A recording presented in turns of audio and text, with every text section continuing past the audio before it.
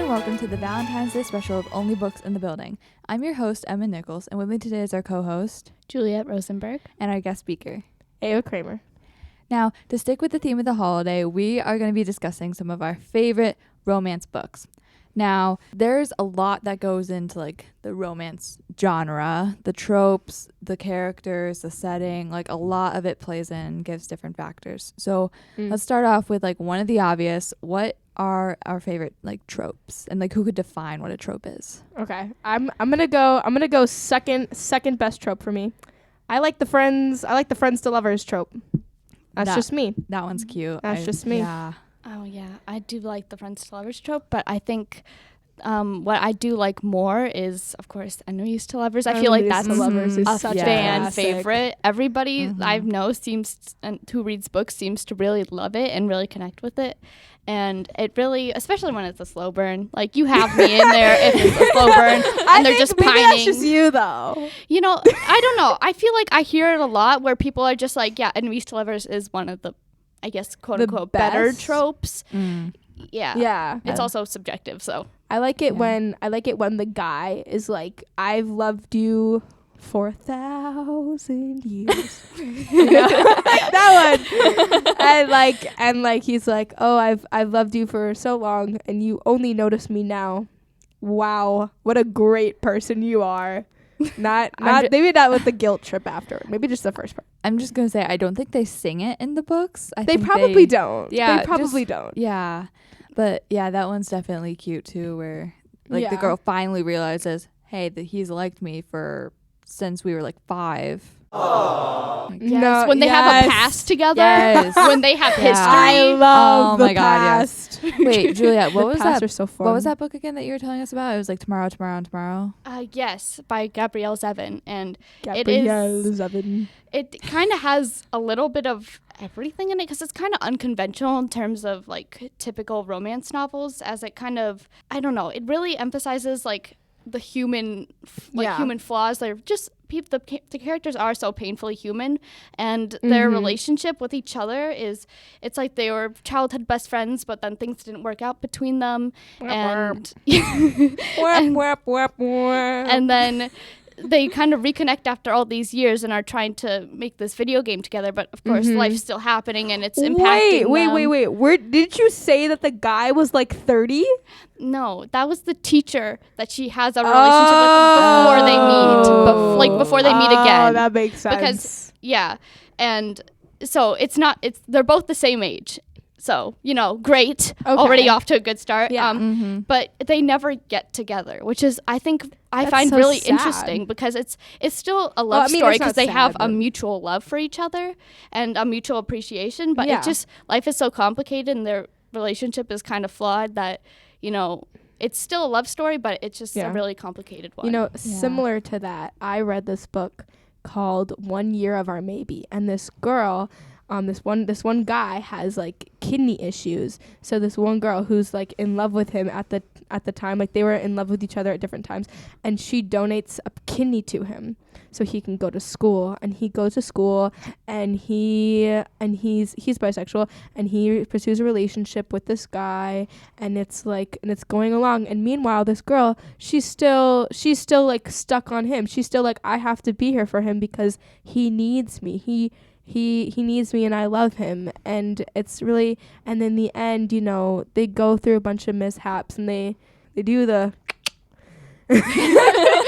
but she doesn't, like, it's not, still don't get together. And I think it's really great because they were friends for a while, but just shows you that, like, love is such a complicated thing, and that you can't map it out in your own time and whatever, and you have to you have to do you. It's really, I love those books, honestly. The books that like they don't get together in the, I love don't get me wrong, I love my books where they do, but it's just really cool when they just show something new, It's also really cool looking at back like years ago when Jane Austen was writing like Emma, Pride and Prejudice, Sense and Sensibility, like when all those books were written, to now how the plots of romance novels haven't changed that much, but I find that Jane Austen's books actually showed woman independence a little bit more than some of the books today. Yeah. Like how Emma is a matchmaker. She doesn't want a love interest for herself. She does it for other people. She's like independent. She Yeah. wants to be on her own. Well, now it's a lot of like, oh, like I read this book, like Last Chance Books, and it was about this girl who works at her family's bookstore, and she meets this cute guy who buys a book from her, and then she sees him going across the street to the rival bookstore, and that completely like trashes her view of him. But she knows like her time's running out with the bookstore because she has to go off to college, and like she knows that she needs someone to help her run it, and like she completely loses like everything because she is so set on figuring out how to deal with this one guy, and it's like that's her main focus. But then like that, like I feel like that wasn't how it was for all romance novels like back in the day. I also want to touch on Jane Austen for a minute because she is one of the romance Austen. authors. Yeah, just The Bronte just sisters, Jane yes. Austen. And they Too have good. made timeless novels. Like 200 years later, we are still reading them, and they're still relevant. And that's kind of crazy to me because it's like all that time has passed, and we have like changed as a society so much. But for these topics to still be relevant, she was. I don't even know if I can say ahead of her time, but because No, she was. What are you talking about? She was, but she was also reflecting in her like novels like the problems of her time. So and like some of those aren't relevant today, but the messages, like the core of her story, is just so still timeless. Yeah, and I love. I mean, I don't know how much about social class still applies today because now is everything. No one really cares if, oh, you're not an anarchist. I mean, what did I just say? I'm so sorry. I meant, oh no, you're not a noble. You can't date me now. It's more like, I don't know. It's more fluid. But I think like the fact that like all everything's like, and it's also shown through like pop culture, like Bridget Jones' Diary, good movie, or Clueless. Yes. Clueless. Except it's a little weird that she dates her stepbrother. That was a weird touch. That was a didn't weird have to be there because it wasn't an Emma, which was based off of. So no, an Emma, but she married her cousin. That was her cousin. Wait, Mr. That was her cousin. I did not know that. Why do you think she was at her house all the time? I don't know. She was at her house. I thought they just like had some sort of other connection. Like, no, they were that was her neighbors or cousin. something. Yeah, that was her cousin. Oh no. Yeah, that's the thing about the 1800s book. They all marry their cousins. Except Pride and Prejudice. She turns down her cousin. And I stand with her on that one. Her cousin was so weird. Wait, who was her cousin again? Mr. Collins. Oh, hell no. Mr. Collins was like disrespectfully, absolutely not. He should not. No. Because so there is this one thing with Mr. Collins that my parents find hilarious, and it's in the movie. He has this wave, and I wish this was a video so you guys could see what I mean. But it's like he like leans into his shoulder with his head, and he has like a weird like thing. He in does the 1995 version. Oh my god! Like, it was so creepy. He's like, hi. It's like the finger, like it's like like he wiggles his fingers, and it's like the creepiest thing ever. Because then she looks at him, and she's like, what the hell are you doing? Like, no. Yeah, like just no. Doing and that. he was married. He was married to, wasn't it like her? Charlotte Lucas. Charlotte her friend. Lucas. Yeah, like her best friend. He was married to her best friend, and he was like doing this like creepy thing to her. I thought it was weird when she visited him in the house, and then he kept being like, my dearest cousin Elizabeth. And like he would announce her like that every single time. Like he'd see her in the hallway. Cousin. My dearest cousin Elizabeth. Or wait, was her name Elizabeth? Yeah, her name was Elizabeth. Yeah, I was like, it was like, my dearest cousin Elizabeth, how are you today? My dearest cousin Elizabeth, how was breakfast? I'm like, you could just call her Elizabeth or cousin. Lizzie or or cousin, like cousin. Yeah. It's kind of like reaffirming that, hey, if you wanted me, you were my first option. No, but also after he proposes, I get kind of mad at this, but also it's like that's just the type of person he is. He kind of like shades her as she's like you might not ever get proposed to again, just so you know. Like after she's like already kind of rejected him, she's so been like, weird. Yeah, it's like he's like, that's not your business. He's like, I'm obviously your only option. And yes, then she's right. like, okay, but I have better ones. Mm-hmm. Bro, Mr. Colin Firth any day of the week, ladies. Yes. Any day of the week. But not over Mr. Collins. Yeah. Yes. No, but on the topic of Jane Austen, how do we think novels like hers from back in the day compare to the novels of today, like Check and Mate, Last Chance Oh my Books, God, I love Kisses Check and and Mate. Croissants, I'm sorry. Love Theoretically. Like they're Stop! I'm reading that book right now. Hey, 2 of those books I am reading right now. Oh my goodness. Care to share your thoughts? Ooh, Yes. I get to start. I think that, it's just a little bit more. First of all, the writing's a lot differently because it's a lot less formal, which, I appreciate because every time I read those long paragraphs. But I also feel like it's a little bit more inclusive, and they include more factors.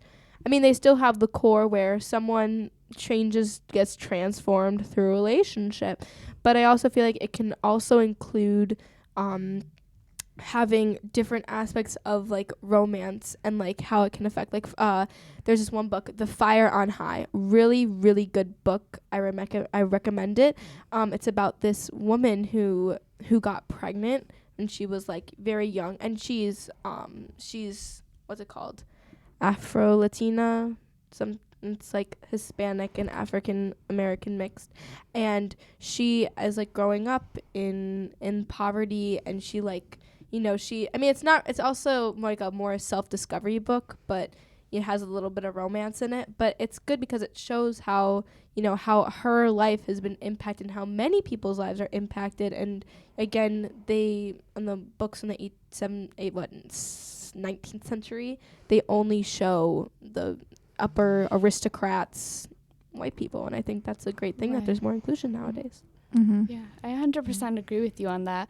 As much as we do love these old books, it's so refreshing to see these new perspectives and new stories come in because of these people that have led drastically different lives than people 200 years ago. And I feel like, romance as a genre is still evolving and will continue to evolve. So I feel like we have a lot to look forward to. I don't know. I hope some of the books I've read are timeless, and I could say I read the most popular. Yes. I also there's like the like theory of, hey, I don't have to date the opposite sex of me too, which is also very good. Except Dorian Gray wasn't Dorian Gray. Yeah, in the picture of Dorian Gray, which is written by Oscar Wilde. Oscar Wilde was openly gay. Yeah, and he kind of, I don't know. A lot of fans speculate because it's not explicitly written. Otherwise, it would have been like, I don't know, it probably would not have been published. Yeah. But people speculate that Dorian was a little bit, he was a little fruity. He, maybe had a crush or two. Sorry. He was a little bit of a starburst. Yeah. It's sorry if this is like getting anybody like stop talking. This is an eventful podcast. I'll give it that. Yeah, but like bouncing off of the like current topics and stuff, because romance novels nowadays aren't as strictly formatted as they were back in like Jane Austen's day, where it was solely. I don't know about that. No, what I mean is like solely the romance. Like back in the day, it was solely romance. It wasn't really incorporated with many other genres. Yeah, as it is now. So like, do we prefer the books that are just romance, or do we like it more when it's mixed in with like a dystopian, which we did talk about in our last episode, so go listen to that. But like, do we like it better when it's mixed in with another genre, like a romance thriller, or like, I know I absolutely love Darcy Coates. She's a really good horror author. And in her books, sometimes the main character has, like, there's this one book called The Carrow Haunt, where they were trapped in this super scary house that was like trying to kill them. And fun times. I know, right? So yeah, but the main girl was like stuck there with this guy who she kind of like fell in love with. So like, do we prefer when romance is the main genre, or when it's like mixed in with others? Personally, I like it when it's someone's learning. I think a lot of times romance novels can become like too romancy if the person doesn't change. And I think that, that doesn't happen all the time. But like, I don't know, with like Check and Mate, which you've read before, which I do recommend. I read it. Nolan, one of the hottest men I've read. Swear to God. Not gonna lie to you, Ava, I haven't read it. I just know the book. It's so good. It's so good. It's so good. But there's anywhere is romance. Like anywhere can romance be fit into. And I think it's just how it's written, honestly. Because sometimes I'll read books like I read one book, which I don't know if to say because it was pretty spicy book, guys. Oh. Yeah. And like it was just a lot of the whole lust type things God. and not very much of the I'm going to grow as a person type thing. So I didn't really Yeah. prefer that one. I mean, it's okay if there's lust, but I think that it should be equal mix. Yeah. But yeah, I read a really good horror book.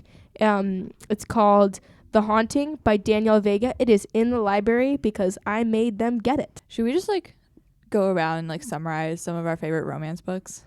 Ooh, I okay. feel like that would be You interesting. can't, don't steal mine. Okay. Okay, well, no promises, but okay. It's like, who wants to start? I guess I'll start. I don't read too much romance. Yeah. I'm going to get into it more. You don't But have to. You don't No, have to. I want to. It's already like I have so many on my TBR. I do really love Tomorrow. You should read it if you haven't. And Pride and Prejudice. It's on my You have list. Those to, are you my have top to two. summarize. Oh, Summarize I what? talked quite a bit about Tomorrow. Where they basically make a video game, but Pride and Prejudice is set in the like Regency era, so that's like 1810s ish, and it is enemies to lovers, and it's the characters go through like personal changes to overcome their pride and their prejudice, and it is just a timeless novel that just really takes you through like all of the like emotions of like reading a romance novel, and I personally just love it. Yeah. Is my turn? Yeah. Okay. I was going to do Today, Tonight, Tomorrow, but I feel like that's a little bit more. I'm gonna go old school. This is about two middle schoolers. Now, I know what you might be thinking. Two middle schoolers. Ava, that sounds awful. Why would I want to read about middle schoolers? Oh, so but you can read mine now? I can. Okay. Yeah, see to- right good now, to I'm looking at know. Juliet. I'm looking at Juliet. She's thinking about me. Oh, so cute. But it's enemies to lovers. But and basically ever since Julie Baker laid her eyes on Bryce Lowski, she's been utterly in love with him. But ever since Bryce Lowski laid eyes on Julie Baker, he thought he was absolutely the most annoying person in the world. And I think it's so great because it shows, I could go through each little thing, but it just shows how one can, grow and develop and, change their perspective. And especially in like middle school, that's the time. I mean, maybe high school too, but I think middle school is a really big growth period for a lot of people. So it's good for, people to be like, oh, this one girl, she was really, really annoying, but she kind of had some like really cool thoughts about the world. And, and I think it's more about how Bryce Lowski was kind of like just a big jerk. And in the end, he kind of realizes that he should kind of stop acting like a big jerk. And I think that's a beautiful thing. We love to see character growth. We love character growth. Oh, there's nothing I hate more than a character who stays the exact same throughout the entire book, especially if it's a multi-book series. Like, one of my all-time favorite books, the Summer I Turned Pretty series. Yeah. Conrad and Jeremiah, practically, like from what I could see when I was reading it, they stayed the same throughout the entire thing, and it was Belly flip-flopping between the two of them, constantly going from one to the other. I know. It was really aggravating because like you could tell who she was going to end up with. And for those of you who haven't read it yet, I'm not going to spoil it. But like from the start, you can tell who she was going to end up with. And it was just a long, drawn out series. Like, I'm not trying to like diss it or anything like that. Yeah. Like, it's a really good book, like really well written. Like, applause to that author. Yeah. But it was very predictable, and there wasn't much change except for like what the summer was like for all of them. I think that I feel like a lot of times romantic books will focus so much on the woman because usually that's what the book's about. The book is targeted towards female woman who female woman. Yes, a woman or I don't know, but I feel like a lot of times with the romantic interest, they won't try and have them evolve in any way. And like even if they do, it's like the woman detracts from them and then gets back with them and realizes how much she misses him. And I think it's awesome for character development of the main character, but also like people should start being like, authors should start considering how am I changing everyone in the book, not just the main character. Because if the main character changes and everyone else doesn't, then there's nothing else there besides rooting for the main character. And it's like if the main character's not even that good, like what's the point reading it? One of my other favorite romance books is called Kisses and Croissants, and it is. I absolutely love that book because I used to do ballet from when I was like 4 to when I was 10. I did ballet every year, nonstop. And this book is about this girl. I forget exactly how old she is. I think she's between like 16 and 18. And she really wants to get into the American ballet program. Yeah. But she doesn't get in. And so she's really upset about it. No need for sound effects. We have Ava. That's what I was going to say. Let me just get my trombone in here and jam out, you know? But she's like really disappointed that she didn't get into the program. And she does get into like multiple other programs. But the one that she is most excited about is the one in Paris. It's some fancy French name. Parlez-vous français? No. I was going to say some fancy French thing I'm not going to even try to pronounce, but Ava can try. Ooh, I got it. Give me the word. Yeah, that's the thing I don't remember. But so she goes to this ballet school in France and she meets these friends and she gets into like the highest level. So the way the school had it like being ranked was that level 1 was the lowest and then level 5 is the highest. And she got into the level 5, but they needed this very specific white leotard, which she did not have because she only brought black leotards, not anticipating getting into the level 5. She was a black swan. Literally, because they were doing Swan Lake and she was the black swan in Swan Lake. Oh, well, didn't they do the same? Isn't the white swan and the black swan are the same? Aren't they twin sisters? No, but they're supposed to be like played by the same. I should know. I watched Natalie Portman's The Black Swan. I think they changed like the iteration to make her both, but I think the original story is there's they're twin sisters and one's that is black. original. Well, I don't know. I think think they have the same ballet? Did they have the same ballet dancer or did they differ different? No, I think normally they do it differently because in the book they had it differently because her arch rival was the white swan. The white swan, and then she was the black swan. But she needed to get this like very specific leotard for her practice in her class, and so she like runs down the stairs. She trips, falls, runs into this guy, makes him drop everything. Ooh. Like obviously classic meet cute, mysterious guy. And he's like, "Oh my God, are you okay?" And she's like, "Yeah, I have to get the like." She obviously tells him her entire life story. She tells him. Well, he's like, "Hi, hello, like, my name." What's her name? I don't even remember. I read it over the summer. My name's Anonymous. I just moved here from America, and I didn't get into USA ballet. That's actually what she said. She was like, yeah, I just like I'm new here. I'm from America. I have to get this very specific leotard for my class, and I don't know like when the next because I think the bus wasn't going to get her there on time because the store closes and she needed it for the next day. Otherwise, she wasn't going to be able to stay in the program. Oh. And so she is like totally freaking out, and he's like, "Oh no, don't worry, I'll take you on the back of my Vespa and we'll just go there together." Because of course he has a Vespa. He's in France. I would be like, no, thank you. Random man on a Vespa. I'd be like, I'll walk. No, I'm not good riding your fake motorcycle. I'm good.